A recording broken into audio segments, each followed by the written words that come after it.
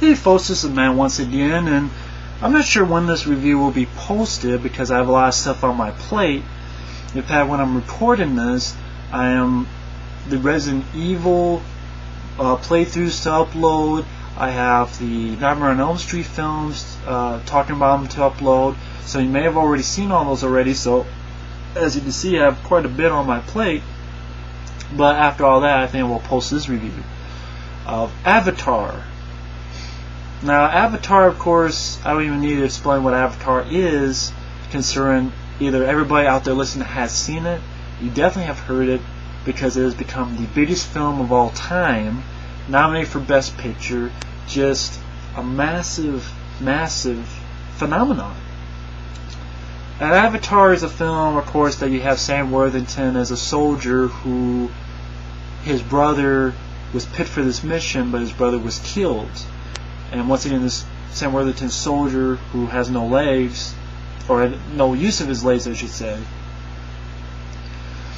is sort of drafted into this project headed by Sigourney Weaver.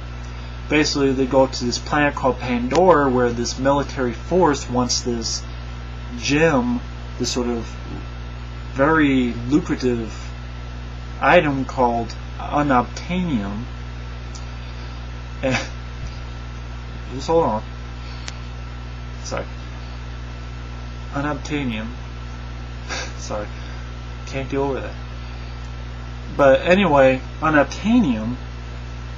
And the way to do it is that Sigourney Weaver and company are going to try to talk to the indigenous life in there called the Na'vi. They're blue, big eyes, sort of like basically like Native Americans. You know, I'll get to that in a minute too. But basically they have made these sort of little clones called avatars, in which the human's mind will be transplanted to this body, lifeless body, that they had created in the lab, and thus Sam Worthington is put into a body avatar, and his job is, he gets lost from the group, he meets up with the Na'vi, and they sort of bring him in, and now it's his job to either to both talk to the head general guy, played by Stephen Lane, to give him info on the Na'vi, as well as Sigourney Weaver and his research, as well as sort of diplomatic solution. Because they want the natives off the land to get the rare mineral, lucrative mineral, and of course the scientists respect them and want things done in a safe way. And of course Sam Worthington falls in love with one of the natives, and well, you can pretty much guess what's going to happen. He's going to turn tail, and he's going to say this is wrong, he's going to kick some ass, and yada yada yada. You already know where the plot's going, and da da da. Basically, if you took Ferngully and Dancing with Wolves, and they had a baby with Star Wars, and you put them all in a blender, you get Avatar. Now, I seem very, not angry, but very dismissive of the movie. It's very easy to do when a film has been hailed so much, has been loved so much, has huge box office numbers, has everything going for it, and this film deserves to be dropped a peg or two, or in fact, a 10-foot hole. Now, I'm not going to say it's a piece of shit. I can't do that. With the special effects, the technical, it's well done technically. It's a big world. The Na'vi, you know, it's done well in a technological way. It's just that, to me, that is all there is to the fucking movie. Sorry about that, folks. That's all there is to the fucking movie. I watched the movie, all 2 hours and 40 minutes of it. I got done, and all I said was, that's it. That's it? That's it. That's where all this hype of like a fucking decade, James Cameron, this is it.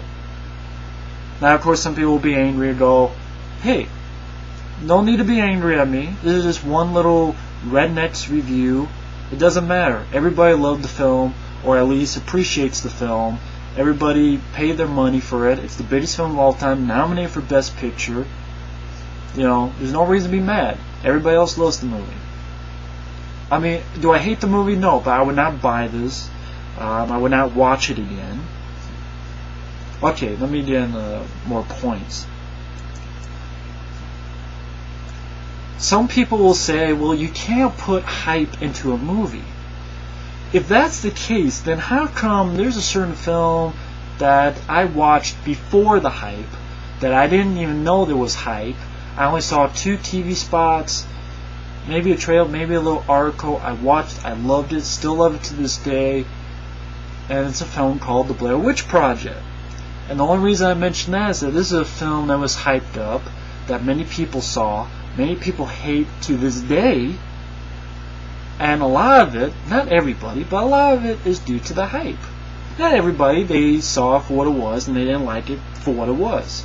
But there are a lot of people who saw it because of hype. Hype is a big factor. In fact, the movie behind my head, and if you can't see that, is the CGI Ninja Turtle film, to me was a disappointment because of hype. Now, is it my fault? Yes. Do I have to take some of the blame? Yes. But only for that movie. Only for certain movies. For Avatar, it's hard for me to take too much blame when it's been hailed so much that, like I said before, I'll repeat again, it deserves to be dropped a page or 2 or 10 feet. Now, of course, another one thing people say was, you were supposed to see this in the theater. You were supposed to see this in 3D.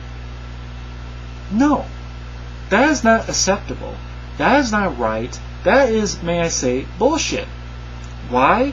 Because if a film is good, you should be able to watch it anywhere, any way, any form. I have seen films in grainy quality on my fucking computer, and I have liked because of the film. I've seen many films, big films, on my TV that is not digital, is nothing, no flash, is big old-fashioned TV, and I have enjoyed movies. Now, granted, maybe seeing it in the theater helps like the movie. There have been times where I've seen a movie in the theater that the experience is good. But just because there's two differences between the experience of the movie and the movie. Believe it or not, the Friday the 13th remake. The experience of watching the movie was great. People were howling, yelling, screaming, laughing. It's like if you had a test screening on the movie and it was this audience, man, the producers and filmmakers would have been, lighting up Cuban cigars and be like, yay, let's party. Seeing the film, it's an okay movie. It's not a great movie. It's not one I rewatch again, but it's okay. But that's the thing. You have to separate the experience with the movie. Now people go, well, that's the whole point, is to have fun, to experience. But in my opinion, I had a problem with this film. And let me finish my point. The thing is, okay, you have a good experience, but if you can't feel that experience at home, then something is wrong with the movie.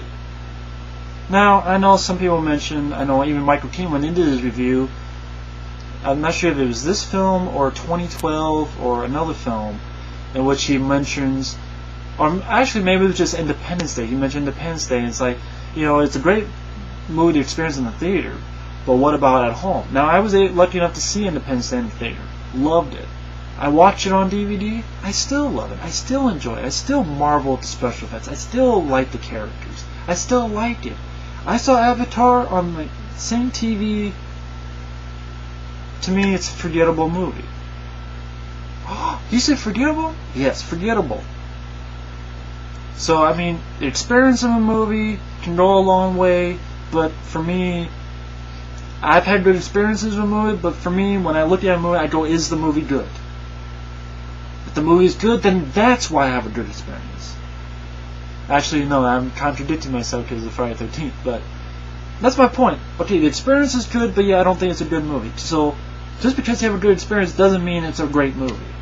And I just contradicted myself, and Anything I say from now on is void, and just void it into a fax machine and send it to the James Cameron. Go, look at this dumbass. He doesn't know what the fuck he's talking about. But okay, I looked through each section, right? Other than special effects, okay, good points, special effects, and to me that's it. And I know I mentioned Ferngully, Dance Willis, and people go, no, it's not. Even if this is part 2 of the review, part 3 review, maybe in part 1, people go, what the hell, why do you bring up those 2 movies? It's not. But think of it this way. You take Ferngully. Rainforest type of location, human, coming in to this environment, and them telling you can't do this, you can't bulldoze our land, which is what the military wants to do here. You can't bulldoze our land, it's special, there's life to it, there's something special, you can't do it. That's Ferngully, folks. And it's animated. While that was animation, this is CGI, which is just another form of animation. Dances with Wolves. I believe that was a film about a soldier who got shot. And I think he actually got his leg injured during the war. He has a job where he has to go into this land of natives, falls in love, turns his back on the army, and joins the natives and fight the army. Sounds a lot like Avatar. My point is, the story is not that solid, it's not that original. I know you're saying, well, hell, Independence Day is not that original. True. But it has other stuff to it, which I'll get to. I can say Independence Day doesn't have an original story at all either. But there's a lot of fun. I'll get into that. That's another point. But let me stick to this point where the plot, you know where it's going. There's no surprises. You know, step by step, what's going to happen. Fall in love. This person's probably going to die. Obviously, the bad guy's going to die. Obviously, there's going to be a point where there's Navi's sex bomb. You know, she finds out that who he really was going on. She doesn't want anything to do with him, and then it's going to come back and, okay, I'm sorry. And there's going to be a time where the hero, is he dead, or is he going to die? Which that happens here.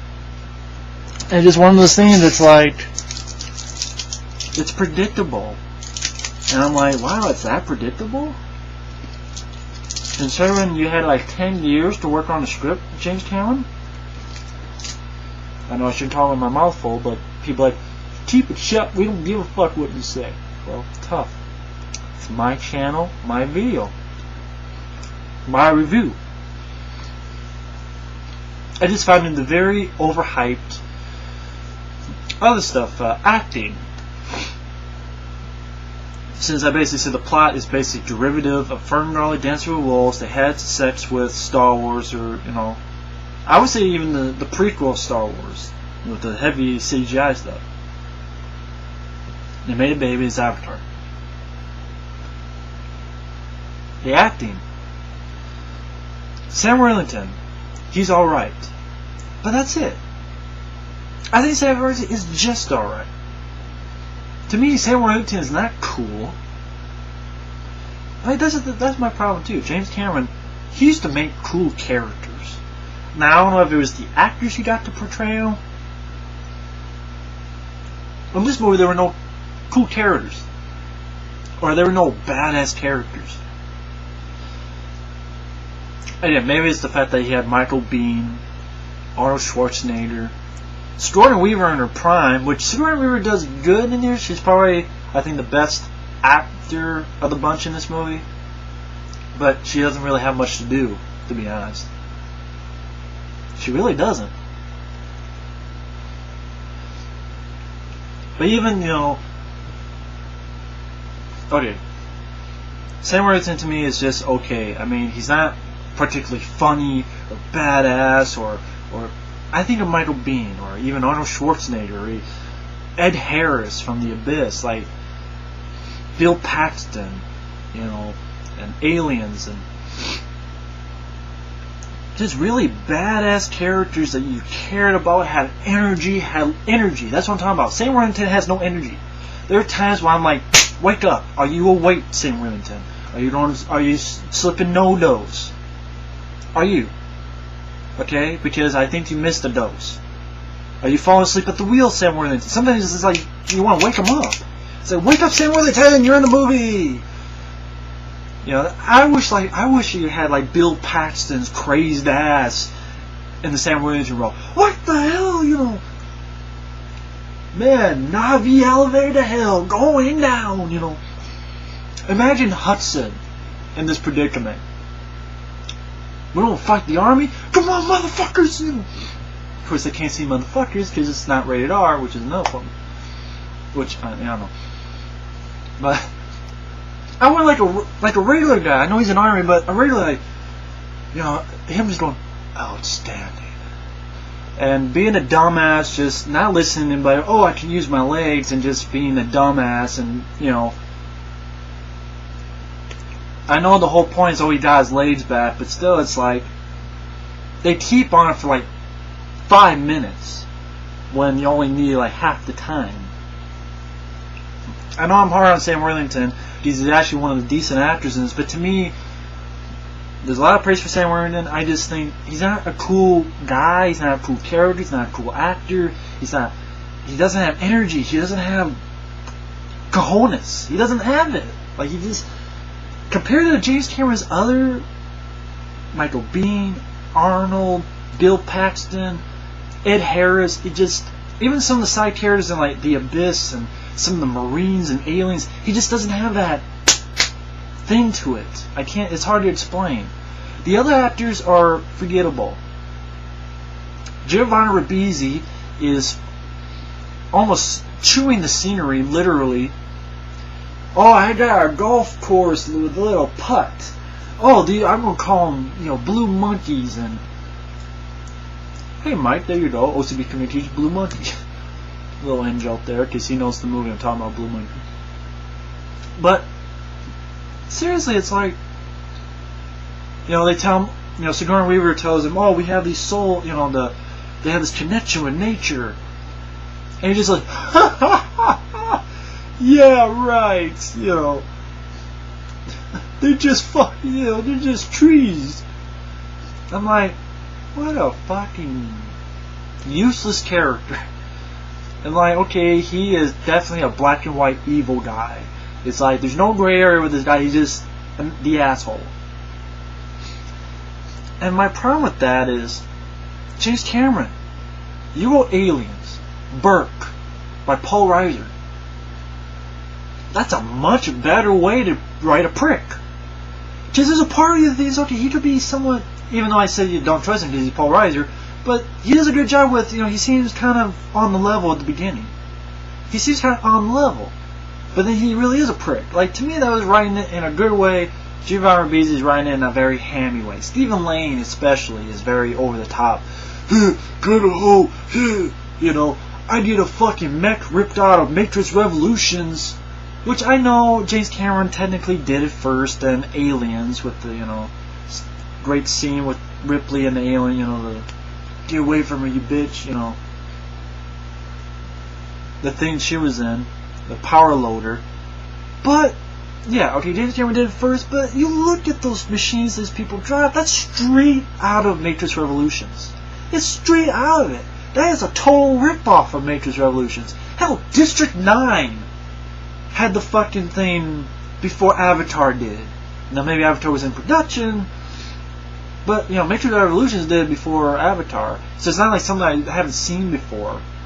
I know people go, well, James Cameron did in the power loader. But the power loader was actually a real fucking power loader. So it made me get more involved with the fight with Ripley.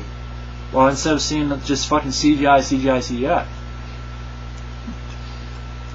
And at least District 9, when it did it, it was fucking rated R, so when fucking boom, they blew up with big, gunky, bloody gore bits. While this was PG-13. But Stephen Lane was over the top. Again, his mech had a fucking, what, a 9-foot knife? Why would you have a knife? Why wouldn't you have guns? Why would you have a fucking knife? But, you know, it's a movie, so can't worry about that. Okay. I mean, the the Zoe Saldana, the girl played the female Navi. She was good. Can't knock her. But to me, that doesn't save the cast. I thought the girl, the Navi, was good. So what? Okay, she was good. Doesn't save the cast. So I didn't like the plot. It was predictable. It was derivative. The cast did really nothing for me. Some of the stuff is just weird. I mentioned in the first part of this review, unobtainium. Really? Are you going to call the fucking mineral you're looking for unobtainium? That is the lamest, most laziest fucking name. Unobtainium. It sounds like something that a 5-year-old would just make up. A 5-year-old will find something and just make it up. Like, he found this gum. This gum is, it's white, and I chew on it. It's, let's call it chewmanium. Okay, this is chewmanium. This isn't gum, it's, chewmanium. You know, it just... Here's wood. This desk thing I have is wood. Instead, I just found it. Say I just found it. You know, this is, instead of calling it wood, it's wood-a-mockery. Okay, let's call this the wood-a-mockery mineral. The mineral in this thing, it's wood-a-mockery. See, I could make shit up. Unobtainium. That's just lame. It's silly. It's laughable, and it's lazy. I just think the script writing is lazy at times. It doesn't really throw too many surprises. No left hooks, curl. And you, some of the, and also the ideas like, okay, you bring in this character that Michelle Rodriguez plays. She's barely in the film. Then she does one little thing and then dies at the end. Okay. You could have written her out and it wouldn't have done a fucking thing. Oh, wait, we need her as a plot point to get him out of jail. Oh, okay. I forget now. I forgot, sorry. Sorry, Scooter. I'm going over the top, but... It just... And then I'm watching this film. I'm like, okay, I get it. Pandora... It has the jellyfish thing, you know, and has all this other shit. Okay. I don't know why there's floating mountains that fucking waterfalls. I don't know, the waterfalls flying over the floating mountains. I don't know where the water's coming from.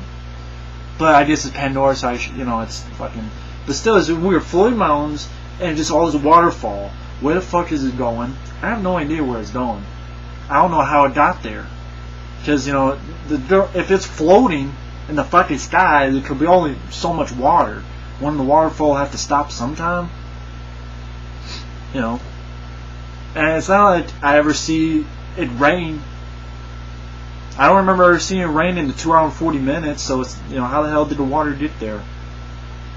But I guess it runs. But it's a floating mountain, so I guess I shouldn't ask. I mean... And I know these are like little things that, oh, come on, you could take any film that I love and do the same thing. But that's another point. Okay, the films I love, okay, you can do the same thing, but that's what everybody else does. Everybody else does it to those films. And they were not nearly as popular as this movie. They didn't make nearly as much money as this movie. But yet this film sort of gets the pass, not by everybody. I'm not saying everybody does, but a lot of people just give it a pass just because of the visuals.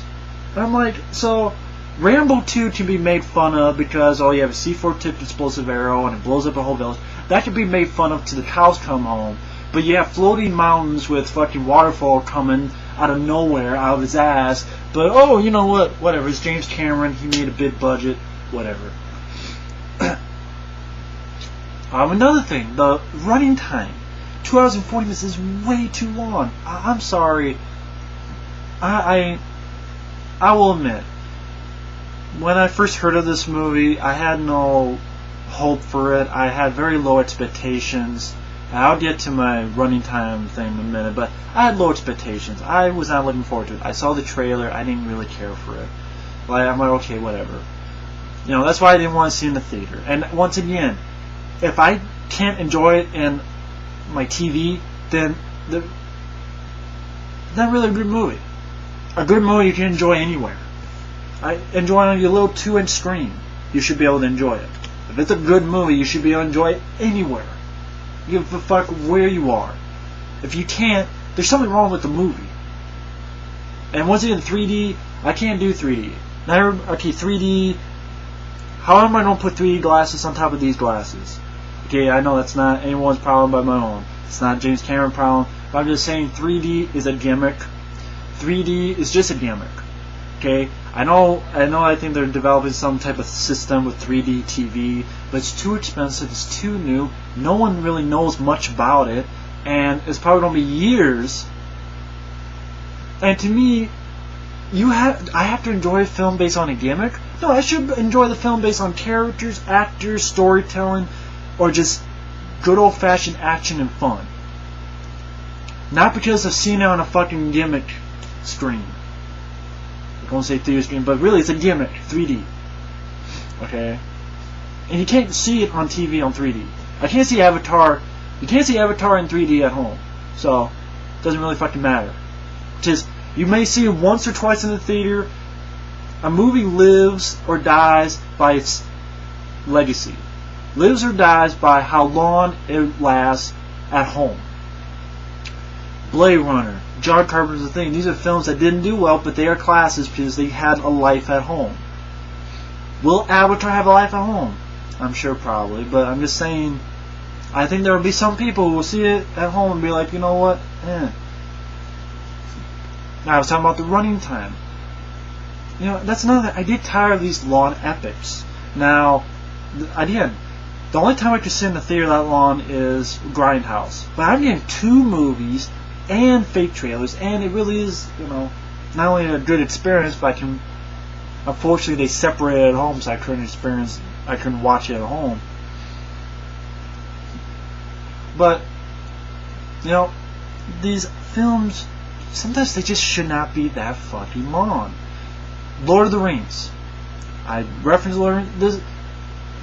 What I feel about Avatar is a lot like how I feel about Lord of the Rings. Overhyped, fucking don't understand why it made so much money, don't understand it, and not angry at anybody who did, because a lot of people did. Just not my movies.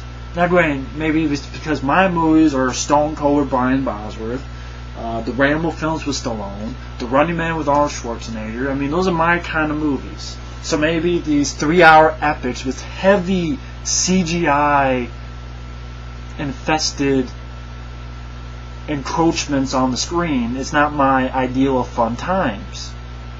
It's like, it's fake. I know it's fake. It's hard for me to get involved when it's fake. Yeah, they're good special effects, and this leads to a point where, okay, let me finish my old point of the running time. It should not have been that long. They could have cut a lot of stuff, especially in the middle, and legs in the middle. They could have cut a lot of stuff, and it would have worked just fine. But my next point is fun. F-U-N, fun. Did I have fun watching this movie? No. I mean, it was cool as eye candy. Oh, it was cool eye candy. So maybe this film's like worth a rental. But a film is more than just fucking eye candy. It's more than just fucking visuals.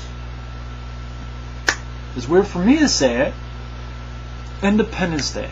Film a lot of people now hate for some reason. That film was long, had great special effects, but it had something that Avatar doesn't have. Fun characters, interesting characters, colorful characters, different types of characters, from Will Smith to Jeff Goldblum, even Bill Pullman, even some of the side players. It had fun, it had humor, it had, certain stuff to it.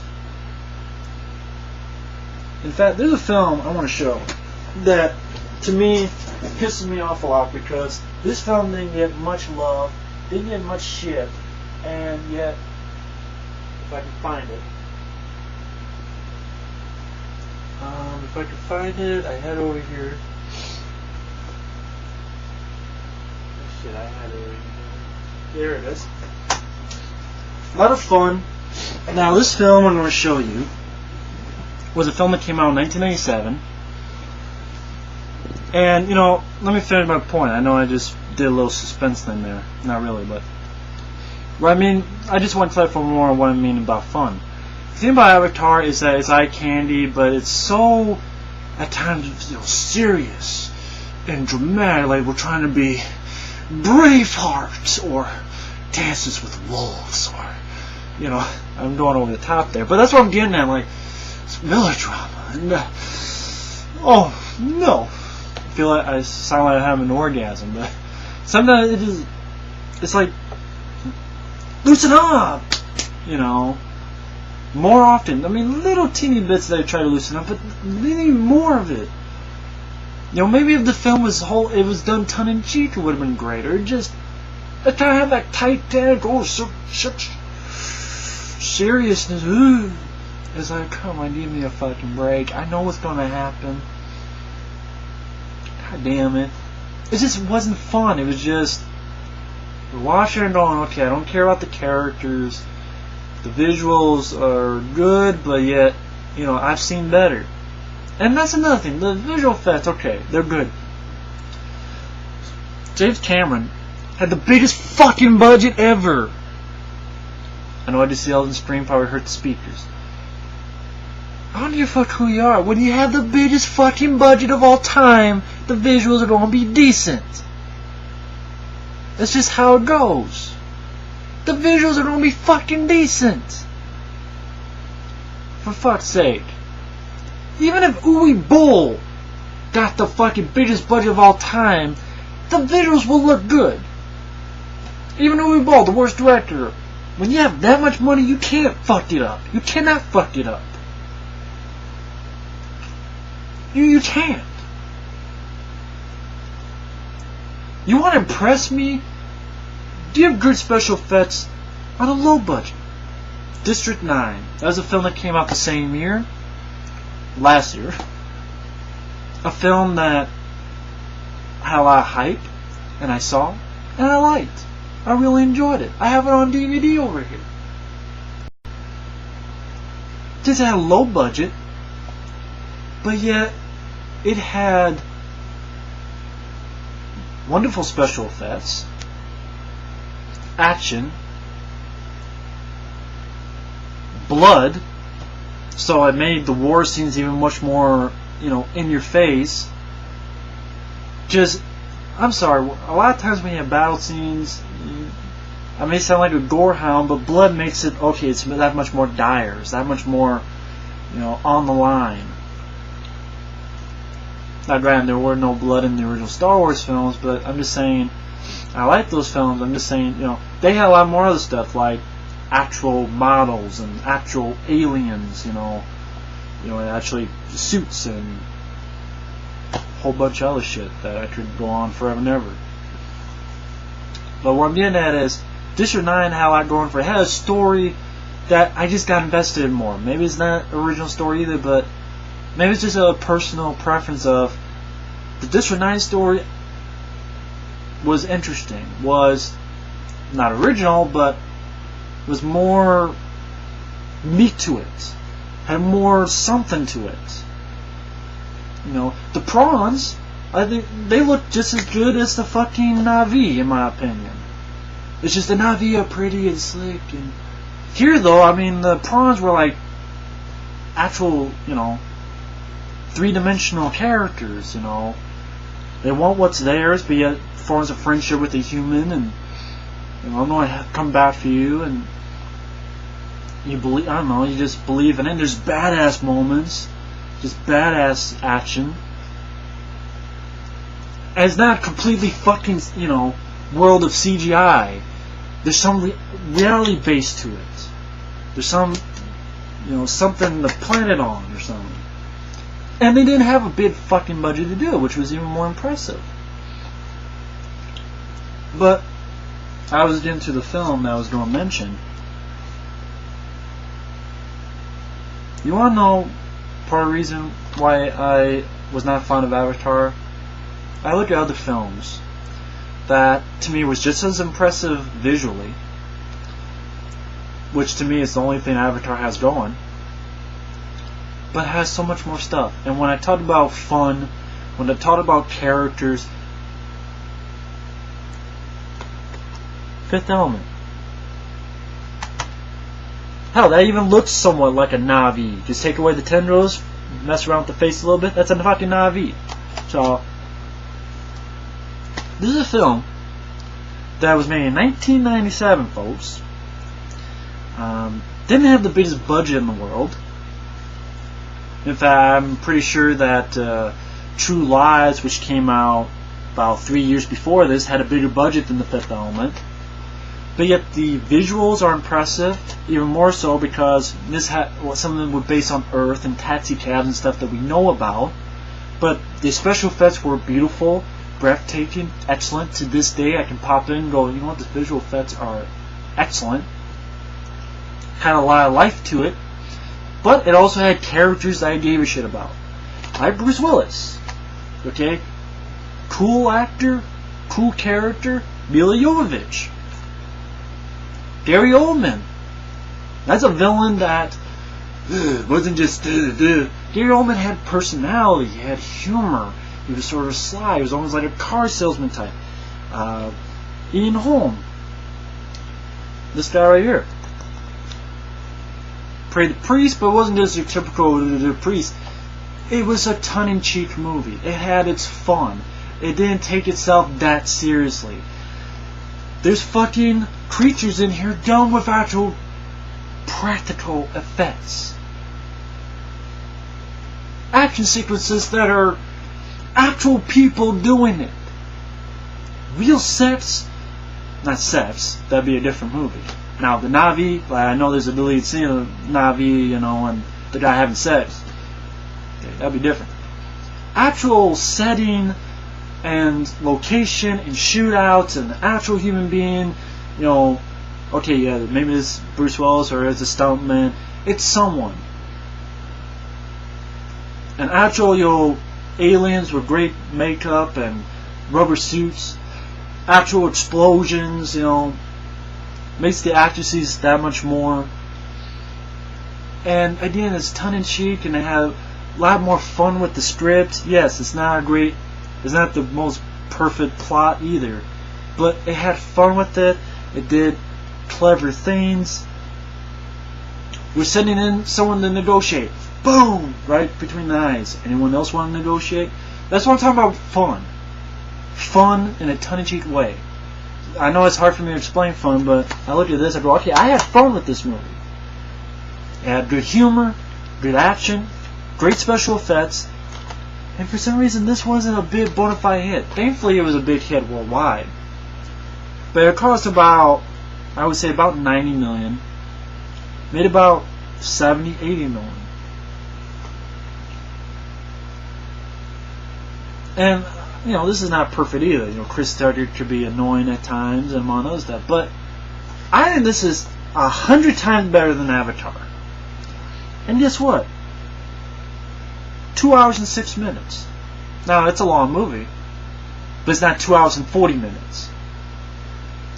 So you didn't have to take 2 hours and 40 minutes to tell your basic fucking story. And it has a lot of good characters. Fun characters. As well as fun action. This is someone that's trying to be preachy and we don't tell a message and I don't give a fuck, James Cameron. And that's yet another thing. James Cameron, have you lofted your ball sack onto a mantle and, you know, did Linda Hamilton sneak in and smash it with a mallet? I mean, I was going to say, have you lost your balls, James Cameron? I remember when you used to make shit. I know he's not listening, but I'll do it anyway. You used to make shit that were kick-ass. Not the movie Kick-Ass that came out, but I mean The Terminator, Aliens, even True Lies, even The Abyss, which was not rated R, but had a certain thing to it. You know, great actors, great emotion that I bought. You know, the aliens looked great. And that was CGI that I believed in, you know, with the wall water pseudopod thing. Great visuals as well. But also a great story. And characters that I cared about. Villains that were not hammy. Michael Biehn was not hammy. He was good. Beautiful score by Alan Silvestri. Yet another thing about this movie. The score by James Horner is forgettable. And like many people have said, it rips off Aliens and other sort of pieces of music. Yet another thumbs down thing. But here, like the score, like James Horner's score for Aliens when he came up. Maybe James Horner had to be pressured again to give us another kick-ass score. It's just, you look at intensity in The Abyss. That's the word I'm looking for. In the other films. Intensity or fun. Terminator, Aliens, The Abyss had intensity. Real actors and the special effects and the setting they're in, it was real. Now granted, The Abyss had CGI, but they were actually in the fucking water. They were actually underwater. They actually had to deal with it. And the actors really felt it, really used it to their furthest great acting abilities. The aliens and aliens. If it was just CGI, boom, would have taken away the magic, would have taken away the visceral impact. It's hard to feel visceral impact in these heavily CGI infested movies. At least Independence Day, I'd go back to that. At least they use models, and they use great works on models. Fifth Element, you know, they actually use, you know, the cab driver and actual cars, and the setting looks beautiful. But you tell they use some model work and they use some other stuff. Here it's like 100% CGI basically. And it's just like, I don't feel any visceral impact as well.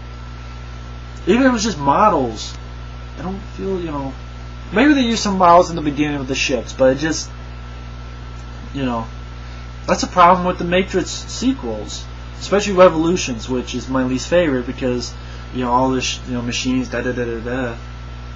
Again, those machines look especially like the ones in Avatar. But, again, this film was just fun. James Cameron, again, you lost your... Obviously, you don't need to do anything because everybody loved Titanic, or at least it was his biggest hit. And then you have Avatar, which was a huge hit, so I guess you don't need to do a fucking thing. But honestly, James Cameron... That's 2 times in a row you fucking disappointed me. Titanic, I hate Titanic. I think Titanic is overrated. I don't buy a love story. 3 hours to watch a fucking boat sink. Sorry, that's all I got out of it. This though, again, 2 hours and 40 minutes to watch the same typical story. A bunch of, again, teach this girl, cut the things off, fix the face a little bit, boom, you got a Na'vi. I didn't need fucking CGI for that shit.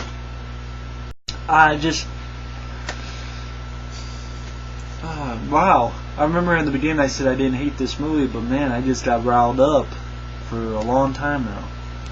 I know I'll get some hate mail for it, or hate letters, or hate messages, whatever. It's cool you like the movie, everybody else does. I'm in the very, very, very, very, very, very, very, very minority. I know Effrey doesn't love this movie, he loves it the best of all time, but I think he put it as best movie of 2009. I may be wrong. But to me, this would not be in my top 10, this would not be in my top 20, this would not be in my top 30 of the best films in 2009. I just thought it was very disappointing.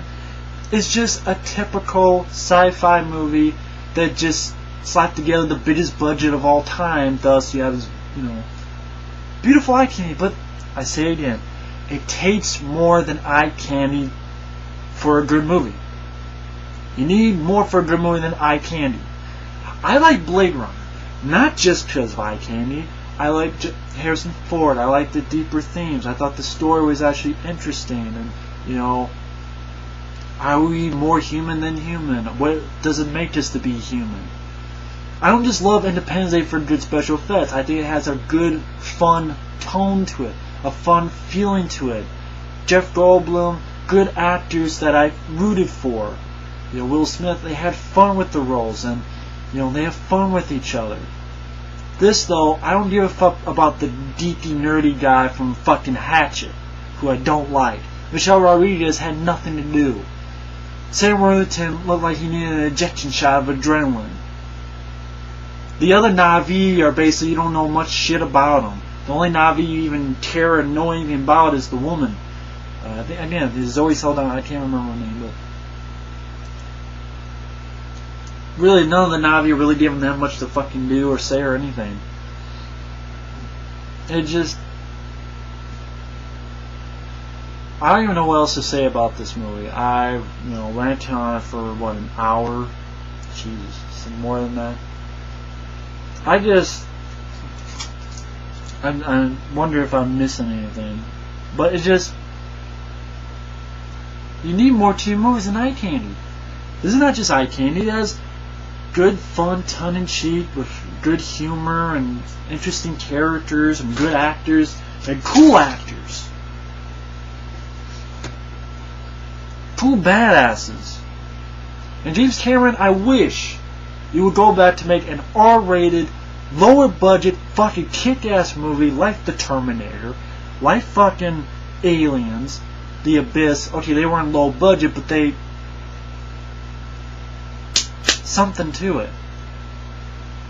Just more intensity to them and more visceral response in them than Avatar, just watching a fucking green screen come to life. Maybe this isn't like Lord of the Rings are not my type of movies. Anything like that are not my type of movies. Even the Star Wars prequels are not really that. I have them on DVD, but honestly I rarely watch them. And they're not my favorite movies. Revenge of the Sith has some, they have maybe some good action, but again, not much to run home about. It just, I remember someone else who doesn't like this movie said it's almost like the George Lucas factor of too much. And, I don't know, for some reason, James Cameron, I'm glad this didn't win Best Picture. I don't think it deserved Best Picture. Hurt Locker is a much better movie than this. Hurt Locker deserved to fucking win. Good actors, badass characters, great drama, great story. Didn't take fucking 2 hours and 40 minutes to tell its story. Action scenes that were riveting. Just, Hurt Locker did his job extremely well. This, though, it's like trying to be preachy or trying to be dramatic, and to me it's just like, I don't buy your bullshit. I don't buy your bullshit, I don't buy your horse shit. Last piece of gum. It's just like, James Cameron, you used to be cool. Like, I used to look forward to your movies. Actually, no, that's a lie, because I was too young to watch them, but if he's just gonna making shit like this, I just give all hope for James Cameron.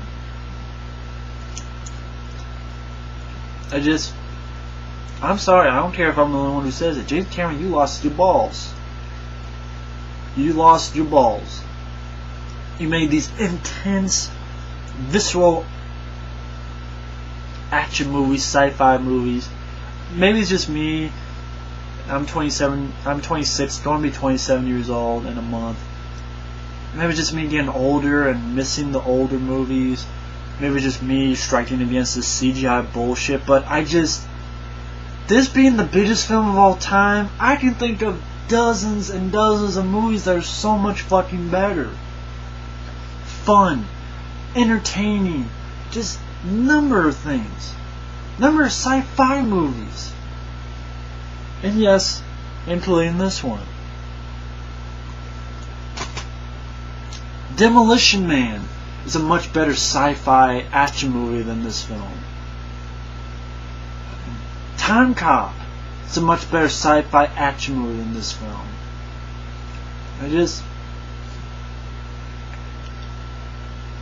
District 9, I think, is a much better.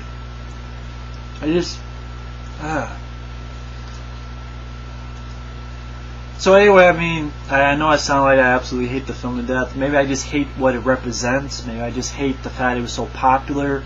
Maybe it's just me being the rebellious one, and oh, everybody loves it. I'm just gonna be the asshole who hates it.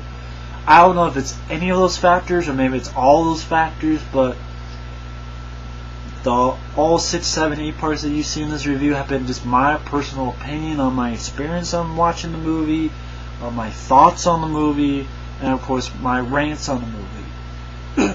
Now, of course, everybody who's watching this have probably already seen the film, or you're going to see the film because of the eye candy, and yeah, you'll watch it for eye candy, and I know a lot of people will like it. I am not changing my mind. I don't give a fuck if someone writes a fucking page-long letter like I've gotten, or said I suck, or whatever. Like, this guy did it in a nice way, but like, I got a page pre-em about Back to the Future 3 and why it's a good movie. And the guy was nice about it. He wasn't an asshole, but it was cool that he took the time to do that. I'm just saying, if someone does that with Avatar, I'm not going to read it. I know this sounds mean, but it's like, I have thought about this. I've seen the movie days and days ago, and because I could rent it before it came out because I worked at a video store. So I've had days to think about this. And it just, to me, it's much ado about nothing. Beautiful visuals does not make a good movie. I need more than that. What do I expect? I expect a fun, entertaining film. I didn't get fun. I didn't get entertainment. I just got, wow, visuals. It's like watching the Discovery Channel. I see beautiful visuals. I get nothing else out of it. Ooh, beautiful animals and shit. Okay, now what? Nothing. But anyway, I'm going to end it here because I'm just babbling, but again, beautiful visuals, but mediocre cast, really mediocre script and story, too long, weird stupid shit like unobtainium or floating mountains with waterfalls that never end.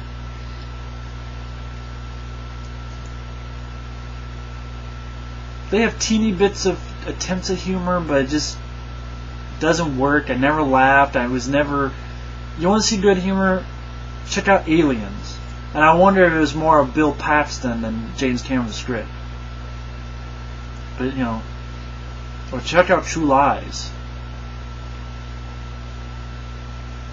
I mean, just, predictable nature of it. I don't know. I mean... Avatar, I know I'll get some hate for this. I'll get a lot of hate for this, I'm sure. Oh, you're wrong.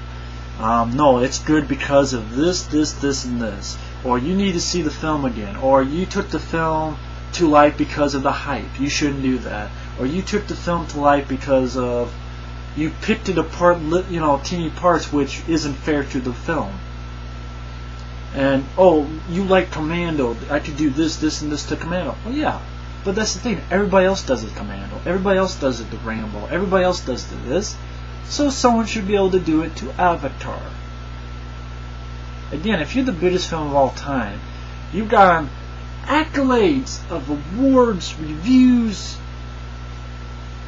user reviews, everything. Then, you know what? You need to be stepped... You need to be kicked. You need to take a little sand out of your cushion. And I'm happy to do that with Avatar. A movie that, you know what? I don't like this movie. As I've done this whole rant, I don't like Avatar. It's good eye candy. So what? There's a lot of movies with good eye candy. And take care. We will see you at the movies. Later.